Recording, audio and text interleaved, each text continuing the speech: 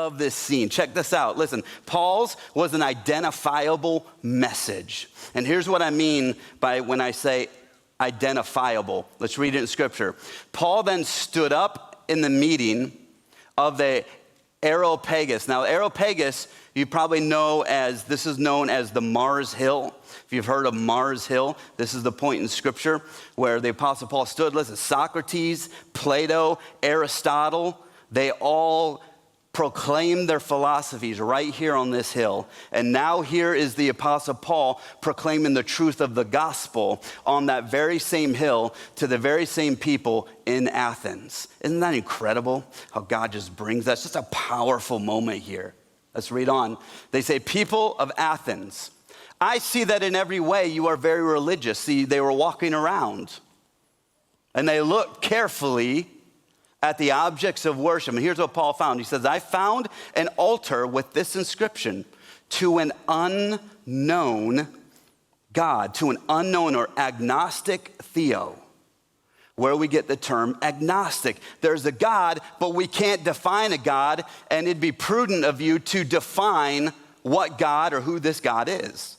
You're an agnostic. You believe that there was intelligent design, but to put a definition on who that God is not being very open-minded. So, to an unknown God, so you are ignorant, for you are ignorant of the very thing you worship. You worship God, but you have no clue who he is. And this is what I'm going to proclaim to you. So here is Paul's sermon preaching to a group of agnostics who have an unknown God, and Paul's about to identify who this God is, and this God is open to even you, city of Athens. He contrasted it with what they don't know of God, with what he does know of God. The God who made the world and everything in it. There's the first point.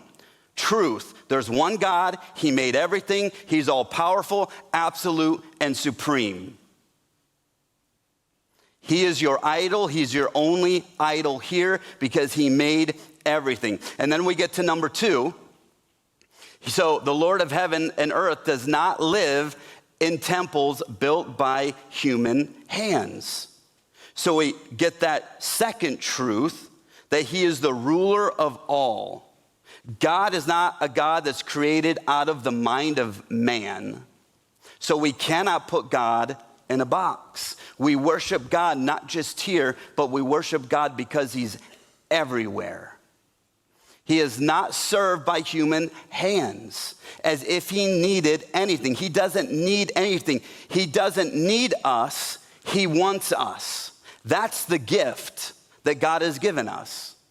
He doesn't need us, but he wants us. He wants us to serve him. He wants us to go proclaim the truth of the gospel to people. But he doesn't need us. He doesn't need anything. He's self-sufficient. He was here before us, but he wants us. You are valued by God who wants you, who wants a relationship with you.